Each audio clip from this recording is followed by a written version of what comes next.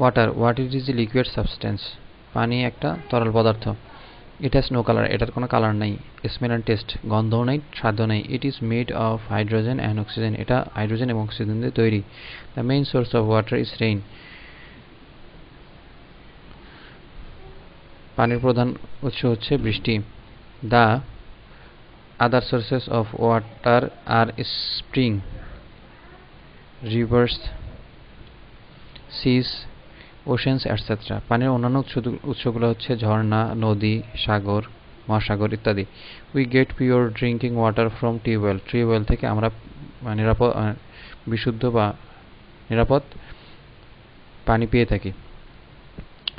Water is very useful, পানি খুবই উপকারী। ইট ইজ ইউজড ফর ড্রিঙ্কিং, এটা পান করার জন্য, ওয়াশিং ধোয়ার জন্য, কুকিং রান্না করার জন্য এবং বাথিং গোসল করার জন্য ব্যবহার করা হয়ে থাকে। It is also used for growing crops, ফসল উৎপাদনের জন্য এটা ব্যবহার করা হয়ে থাকে।